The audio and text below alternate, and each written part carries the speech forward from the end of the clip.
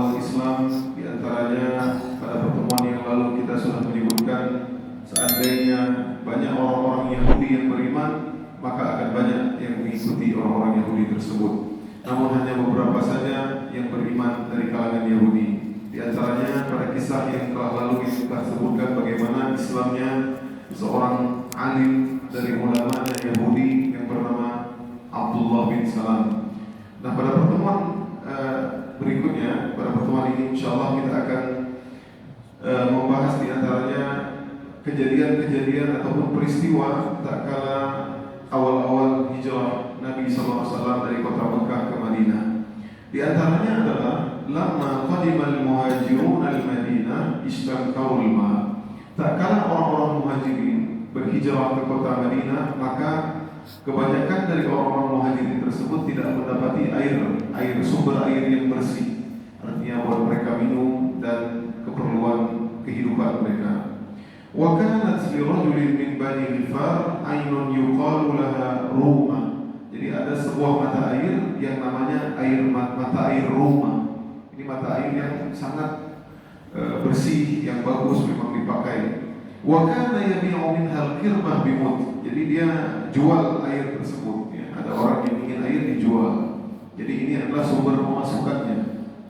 Ya, makanya dalam di antara hadis Nabi SAW, sab'un yajri lil mayyit, ada 7 hal yang akan mengalir pahalanya kepada mayit tersebut walaupun dia sudah meninggal. Di antaranya adalah orang-orang yang menggali sumur ataupun sumur bor, ya, yang dia memberikan, bersedekahkan kepada orang-orang.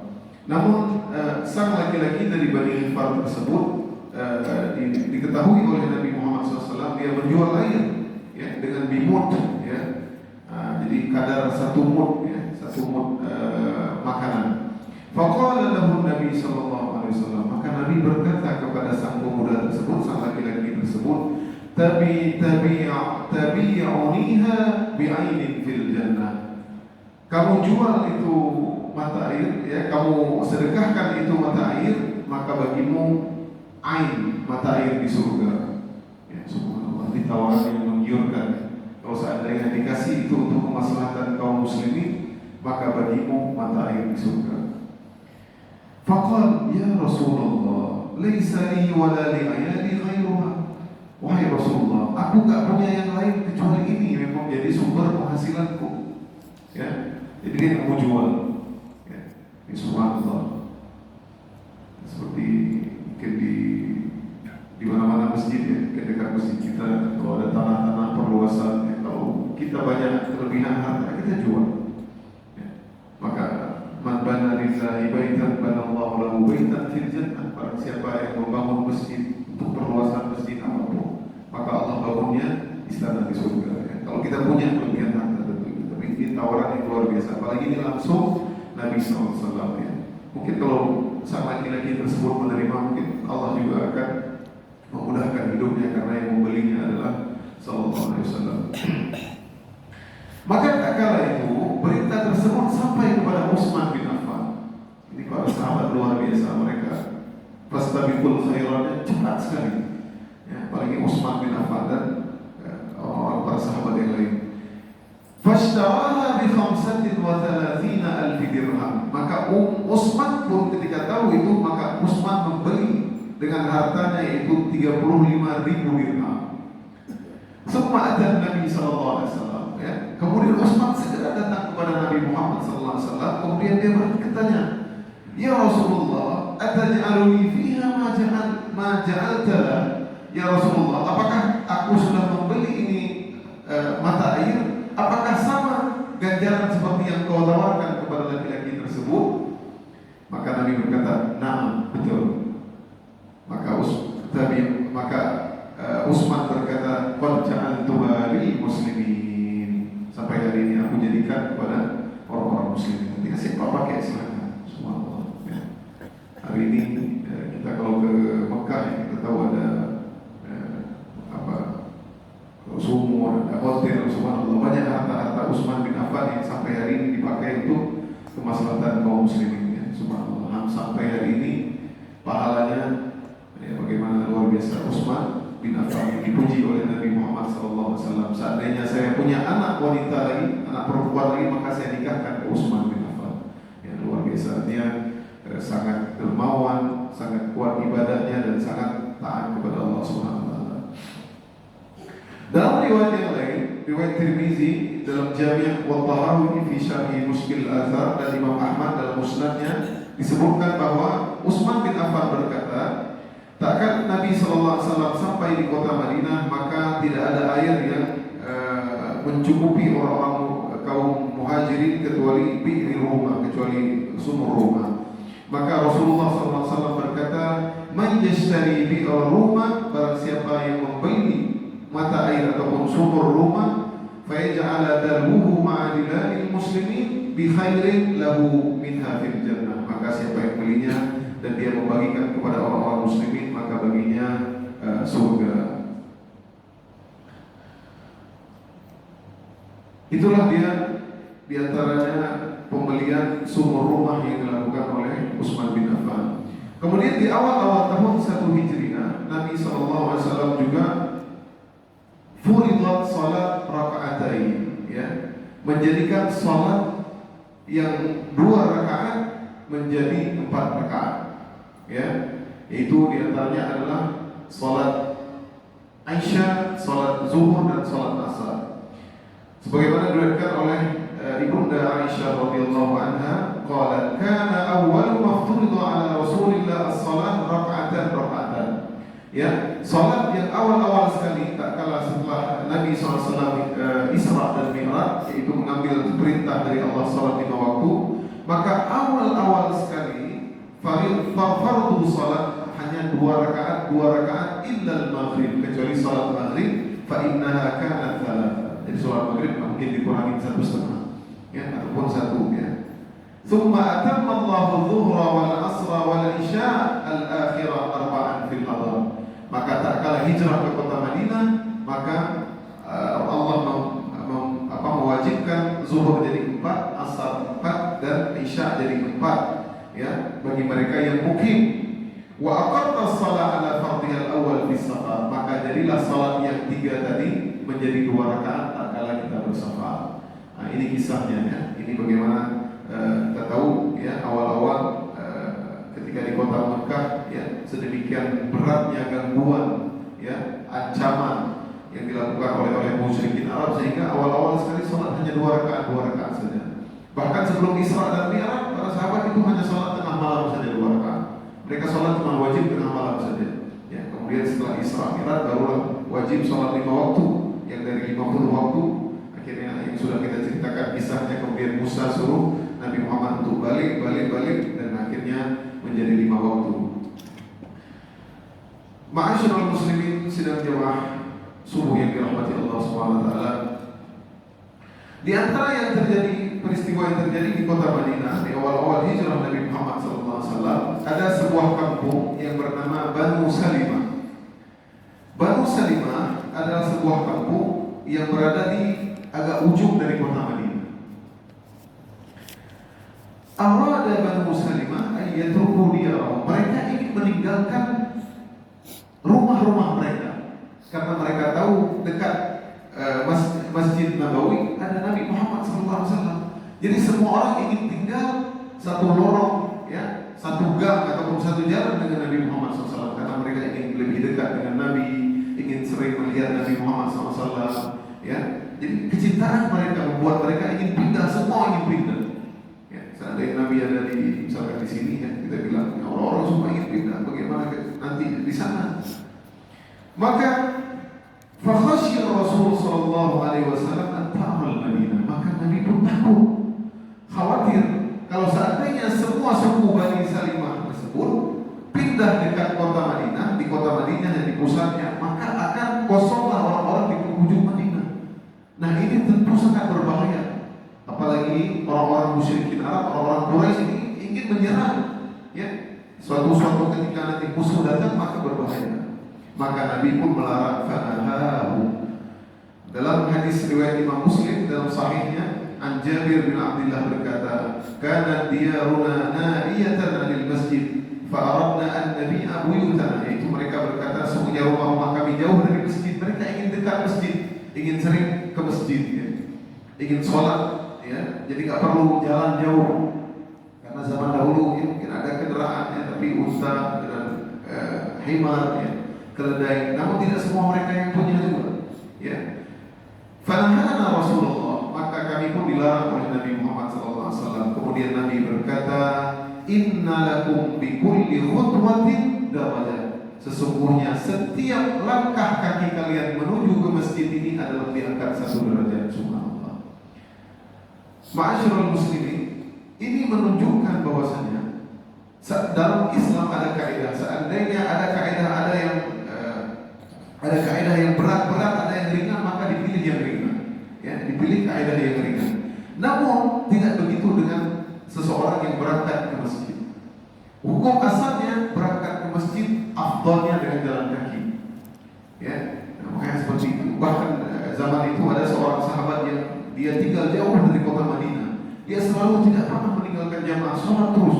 Bahkan dia jalan kaki, subhanallah. Jalan kaki terus. Ya, sehingga dikasih nasihat dia, wahai akhi, ya, wahai saudaraku, bagaimana kalau kita belikan himar, kita belikan keledai ataupun tungganganmu agar kamu bisa mudah jalan ke masjid? Dia tidak mau. Subhanallah. Ya, jadi ini ada hukum tersendiri juga. Kalau kita mampu jalan kaki, ya, tidak ketinggalan jamaah, maka kita jalan kaki lebih afdal.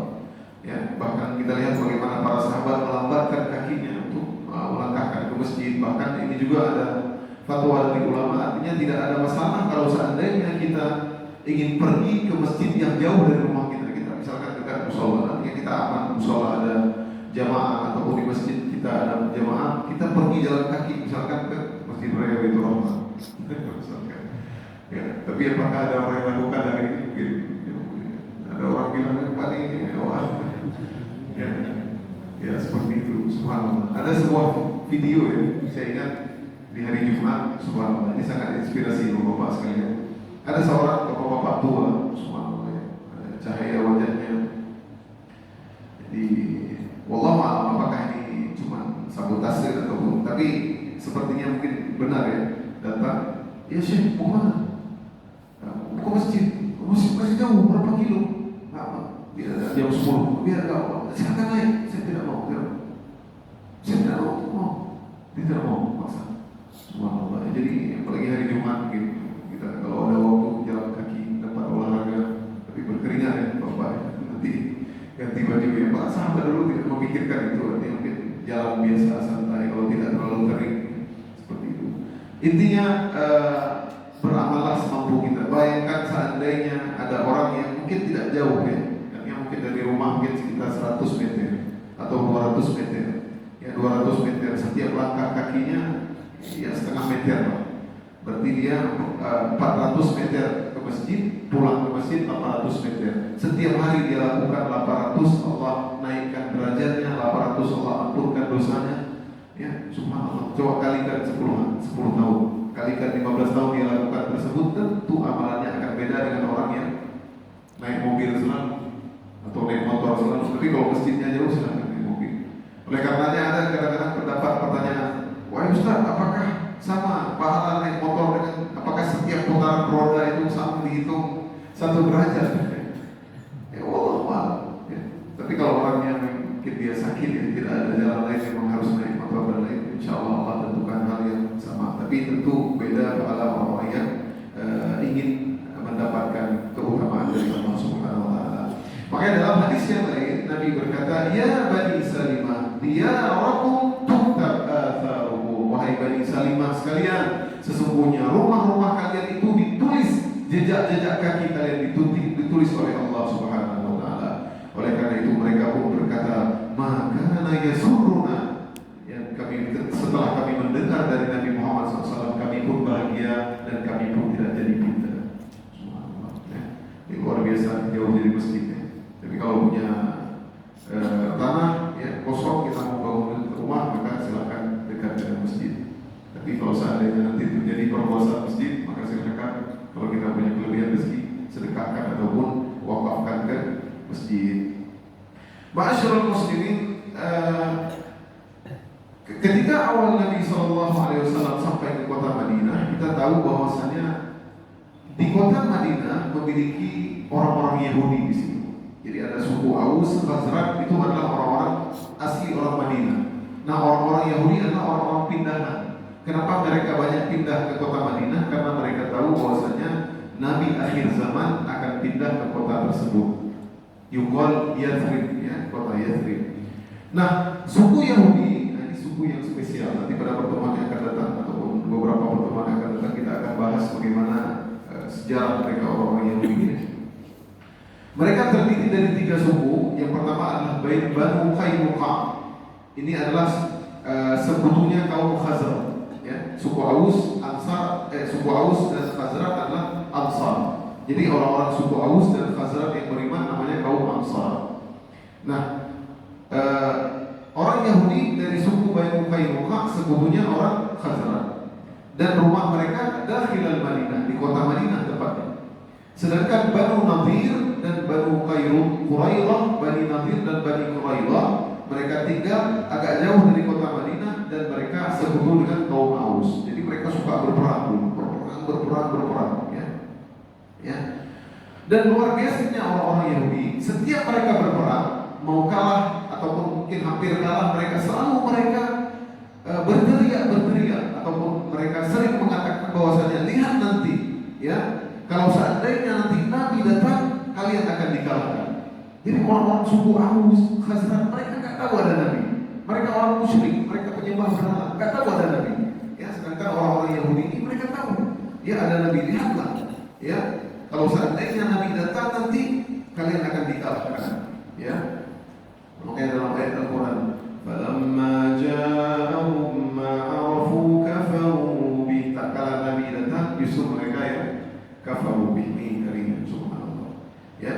Min qablu yastaftihuna 'ala alladhina kafaru, ya. Pakai turun ayat tersebut, ya. Nah, dulu padahal mereka membangga-banggakan Nabi datang, ternyata mereka hasad, ya. Karena mereka hasad dan menambah hasad mereka, tak kalah Islam masih berterbar, mulai ramai, mulai banyak pengikutnya, mulai hasad kepada Nabi Muhammad SAW. Karena mereka tidak menyangka Nabi yang datang bukan berasal dari Bani Israel.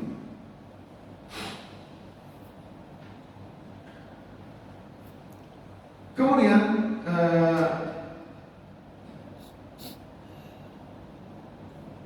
dalam hadis yang lain, riwayat Anna Ibnu Abbas dan Mu'az bin Jabal dan Bishr bin Barra berkata kepada orang Yahudi ini, orang Yahudi ini subhanallah, ya, sangat berat, ya. Dia berkata,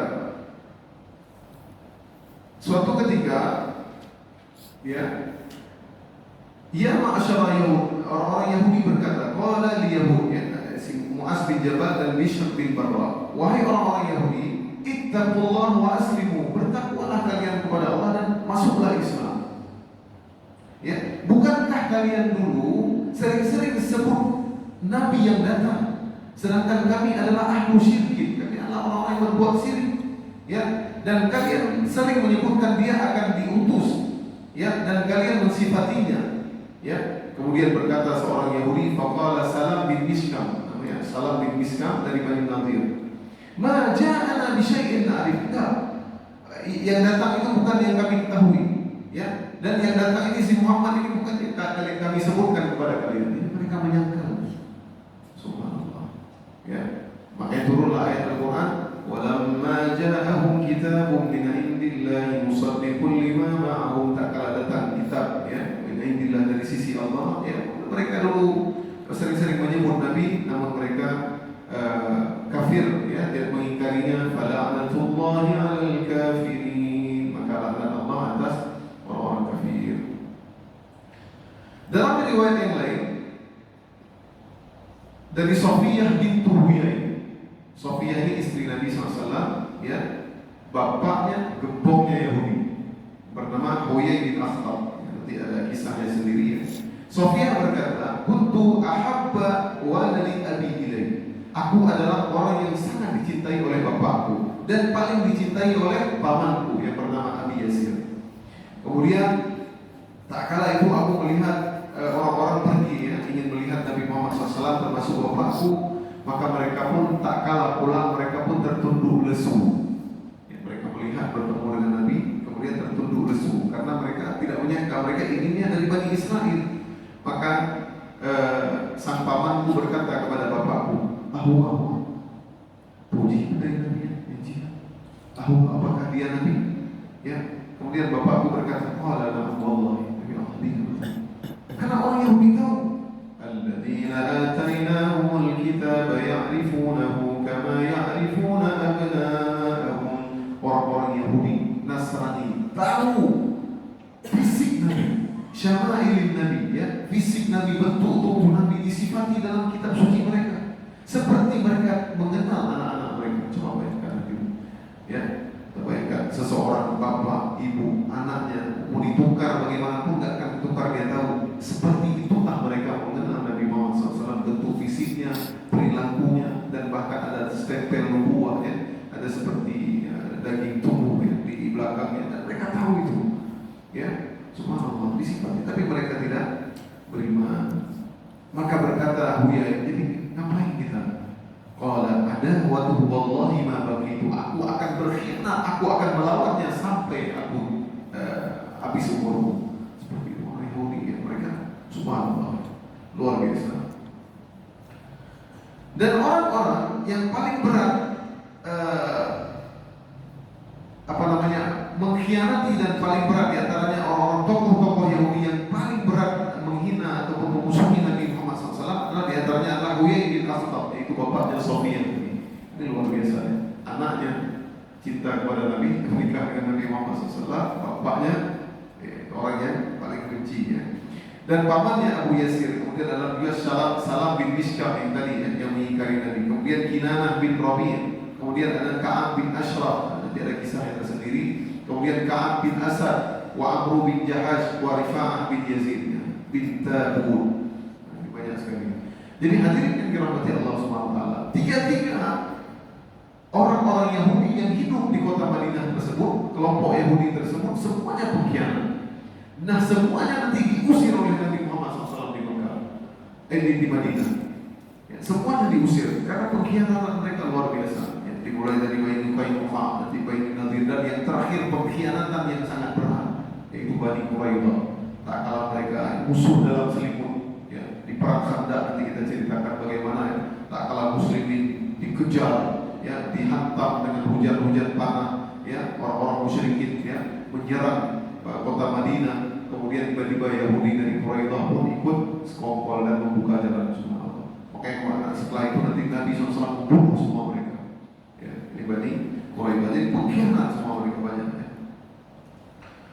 Dan di antara orang Yahudi Ibnu Salubah Al-Fatyuni, namanya adalah As-Salubah Al-Fatyuni. Suatu ketika dia datang kepada Nabi Muhammad SAW, "Ya Muhammad, wahai Muhammad, ma ji'tana bi syai'in na'rifuhu."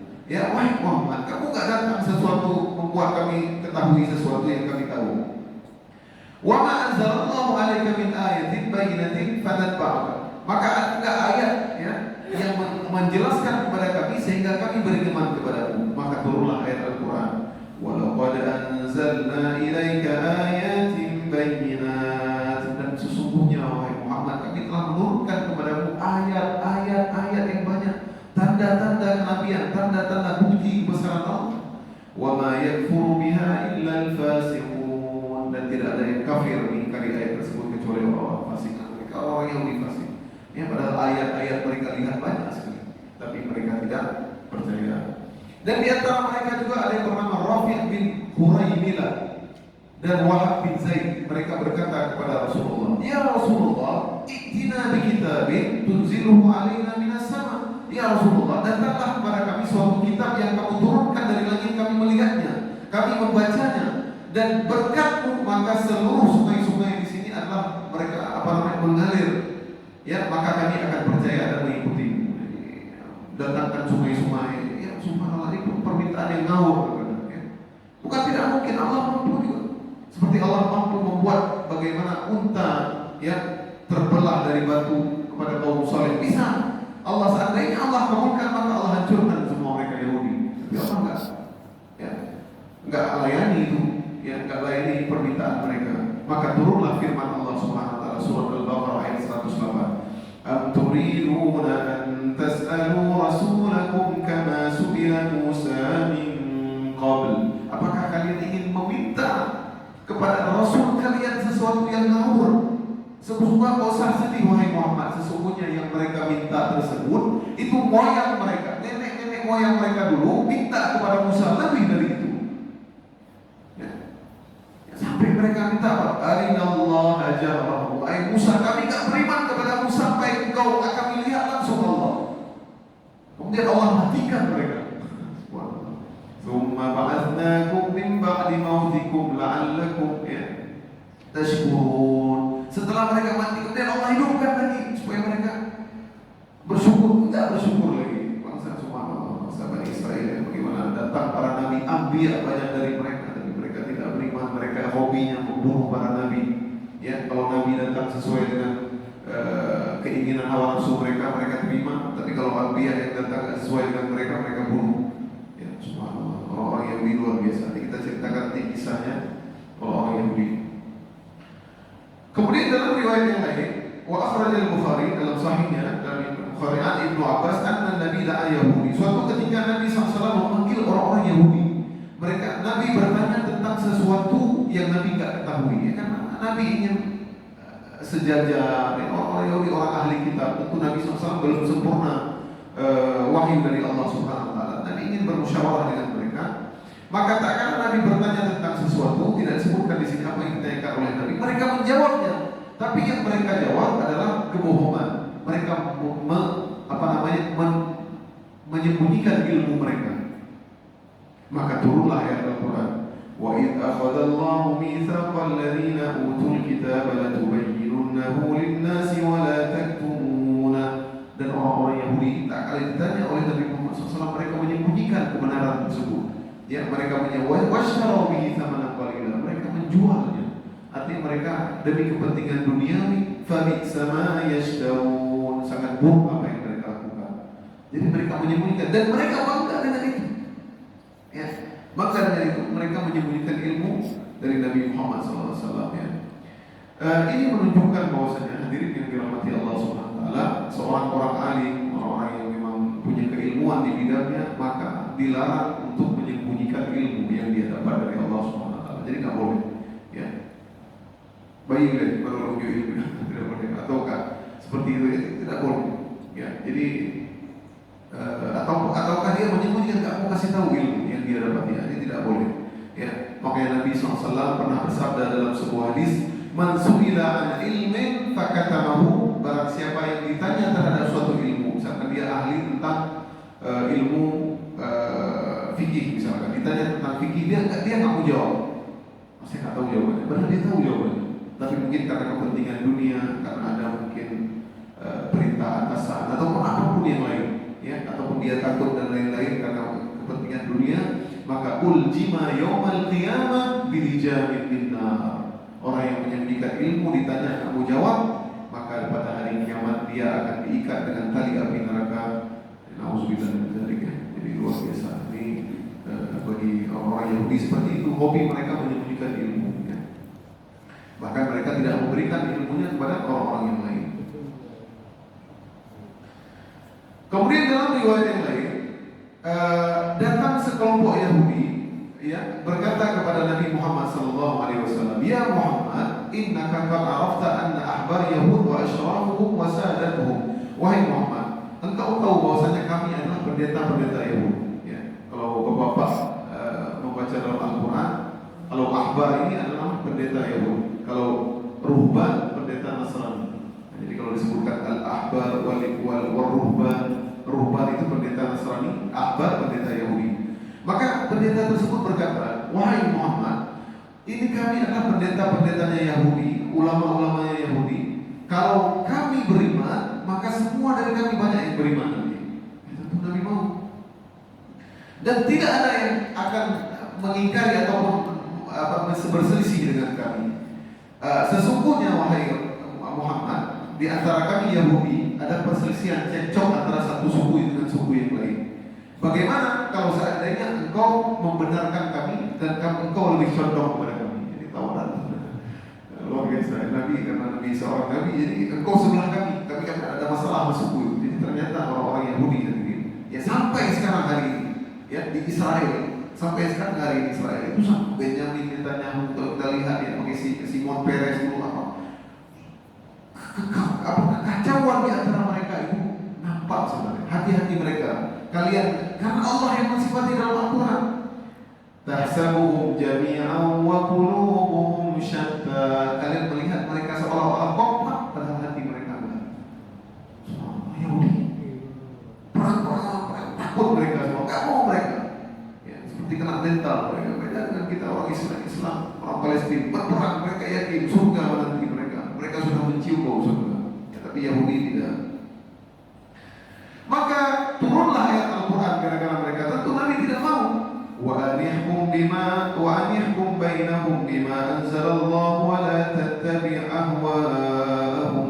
Ya, ayat surah Al-Maidah ayat 49 dari ayat 50. Nah, ini kisah-kisah begini, maka kita tidak tahu kalau seandainya kita tidak baca sirah Nabi Muhammad SAW. Mungkin kita baca di Quran, mungkin kalau kita tidak melihat sirah, bagaimana kita nggak tahu ternyata ayat ini turun untuk orang Yahudi yang mengajak Nabi untuk nego.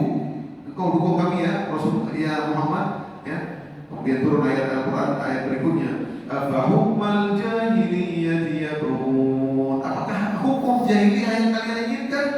Wa man ahsanu minallahi hukman liqaumin yuqinun. Ya, tidaklah yang lebih baik hukumnya adalah hukum Allah jika kalian beriman. Jadi Yahudi ini subhanallah semua brengsek, ya. Brengsek semua. Dalam riwayat yang lain, orang-orang Yahudi datang. Ini cerita Yahudi masih, ya masih ada waktu sedikit lagi dari 5 menit insyaallah karena Syekh Irwandi hari ini berlaga. Mereka berkata kepada Muhammad, ta'ala nu'minu bima anzala ala Muhammad wa ashabihi ghudwa wa nakfuru bihi ashiya. Wahai orang-orang Yahudi, bagaimana kalau kita datang ke Muhammad, ya kita datang pura-pura kita beriman pagi hari, sore hari kita kufur lagi. Luar biasa. Bapak-bapak, ibu-ibu sekalian, sesungguhnya orang Yahudi sesama Yahudi, mereka itu punya hukum yang ketat. Misalkan saya Yahudi, ada orang di depan saya, si bapak ini Yahudi juga. Ini mereka ini sesama Yahudi, engkau Yahudi kok. Mereka nggak berani macam-macam. Pinjam uang saya, dia nggak kasih riba. SOP mereka ketat, mereka sesama mereka nggak boleh makan riba, mereka nggak boleh makan daging khinzir, apa semua yang lain-lain. Ya. Mereka yang hukum ketat, tetapi selain Yahudi mereka halalkan semua. Makanya ini ada di dalam kitab suci mereka. Kalau kita baca di Talmud atau kitab suci ya, mereka itu ada itu. Selain Yahudi maka mereka adalah seperti orang-orang yang tersesat. Jadi mereka halal semua. Subhanallah, itu ada. Makanya dalam itu mereka halal semua. Subhanallah ya. Makanya istilah dalam orang Yahudi, al-ghayah tubarrirul wasilah. Tujuan menghalalkan segala cara. Nah, jadi kalau selain Yahudi mereka kita. Tapi kita orang beriman nggak boleh. Ya, kita nggak beriman nggak boleh melakukan seperti orang Yahudi misalkan. Nyuruh tajauh gereja. Kita pergi ke gereja hari ini. Kita pura-pura beriman ya dengan orang-orang Katolik. Kemudian kita balik lagi malamnya kita masuk Islam lagi. Nggak boleh kita hari ini. Murtad gitu. Ya, orang Yahudi bisa menghalalkan segala cara biar orang-orang terfitnah. Ya, kata mereka, la'allahum yasna'una kama nasna' wa yarji'una an din. Supaya mereka melakukan apa yang kita lakukan dan mereka murtad dari agama mereka. Subhanallah, ya Allah. Maka turunlah ayat Al-Quran. Ini ayat Al-Quran turun lagi. Ya ahlal kitab lima talbisuna al-haqqa bil batil wa taktumuna al-haqqa wa antum ta'lamun. Surah Al-Imran ayat 71 sampai 73. Wahai ahli kitab, kenapa kalian mencampurkan hak dengan yang batil dan kalian menyembunyikan kebenaran dan kalian tahu? Maghdub. Pakai tafsiran Ibnu Abbas, ghairil maghdubi alaihim itu adalah orang-orang Yahudi. Ya, walau dhalim, orang yang tersesat adalah an-Nasara. Kemudian sedikit lagi, hadirin satu lagi mungkin kisahnya. Di antaranya adalah ketika tak kalah di Madinah, ada orang-orang muslimin yang memang mereka ada hubungan dengan orang-orang Yahudi dahulu, ya. Ada mungkin ketetanggaan, ya, ada pun perjanjian di antara mereka. Maka Rasulullah SAW melarang sesama dengan Yahudi untuk saling mawaddah warahmah, saling berkasih sayang kepada mereka. Jadi nggak boleh. Karena ada ayat. Hari ini kalau misalkan kita ada tetangga, silahkan, nggak masalah. Misalkan ada tetangga Yahudi, ya nggak masalah selama dia mendukung. Tapi untuk menjadi teman dekat, jangan curhat sama dia, ya jangan baik-baik sama dia, karena memang tidak benar. Turunlah ayat Al-Quran. Ya ayyuhalladzina amanu la tattakhidhu bitanatan min dunikum la ya'lunakum khabala. Surah Al-Imran ayat 118 dan 119. Ayatnya panjang. Wahai orang-orang yang beriman, janganlah kalian jadikan orang-orang Yahudi itu bitanah, wali pelindung-pelindung kalian, teman-teman dekat kalian. Ya, ini dilarang ya. Ya, karena mereka adalah orang munafik pun, orang-orang yang munafik, orang-orang yang nggak percaya, ya, orang-orang yang fasik. Ya, jadi janganlah menjadikan mereka teman-teman dekat. Baiklah hadirin yang dirahmati Allah SWT, masih banyak lagi cerita tentang orang-orang Yahudi. Di antaranya adalah mereka bertanya kepada Nabi Muhammad SAW ketika melihat Nabi. Mereka bertanya, coba tanya Nabi tentang apa? Tentang ruh. Biar Nabi bingung, ruh. Turunlah ayat Al-Quran. Wa yas'alunaka 'anir ruh qulir ruhu min amri rabbi. Bertanya tentang ruh, Nabi nggak menjawab. Kata ruh bagaimana? Bingung. Dalam Al-Quran pun tidak disebutkan. Mereka bertanya kepada Muhammad tentang ruh, katakanlah ruh itu adalah urusan Tuhanmu. Wa ma utitum minal ilmi illa qalila. Dan tidak diberikan ilmu kepada Muhammad melainkan sedikit. Ada yang tahu sudah. Cuma mereka hanya ingin mengetes-ngetes Nabi. Ya, orang Yahudi lihat ada Nabi, Rasulullah, kamu benar Rasul, coba ruh apa? Bagaimana bingung kita jawab. Hari ini ruhnya kita bingung. Kita sendiri aja bagaimana ruh itu adalah rahasia Allah. Bagaimana ruh dimasukkan ke dalam jasadku bingung. Bagaimana ruh dicabut, bagaimana alam barzakh nanti, bagaimana ruh tersebut, kemana larinya ruh tersebut, bagaimana nanti hari berbangkit, apakah ruh dengan jasad? Ya, semua ini pertanyaan yang berat. Ya. Bagaimana bentuk ruh, materi apa ruh tersebut? Dijelaskan wa uti itu minal ilmi illa qalila. Baik hadirin yang dirahmati Allah SWT, insyaallah pada pertemuan yang lalu, pada pertemuan yang akan datang juga kita akan ceritakan berbagai macam pertanyaan dan gangguan orang-orang Yahudi karena mereka hakab, mereka hasad dengan Nabi Muhammad SAW dan mereka ingin mengetes Nabi Muhammad SAW dan apa yang mereka tanyakan padahal mereka sudah tidak beriman ya. Padahal Nabi menjawab perkara benar dan Nabi SAW menjawab semua pertanyaan mereka, apakah kamu beriman? Maka mereka pun tidak beriman. Demikianlah orang-orang Yahudi yang disifati dalam Al-Quran oleh Allah SWT, agar kita tahu bahwasanya mereka adalah orang-orang yang sangat berat perlawanannya terhadap kaum muslimin. Demikianlah hadirin yang dirahmati Allah SWT, sirah pada pagi yang berbahagia ini. Mudah-mudahan dengan pelajari sirah kita semakin yakin dengan Allah SWT, kita semakin cinta kepada Nabi Muhammad SAW, dan mudah-mudahan kita dikumpulkan di surga kelak.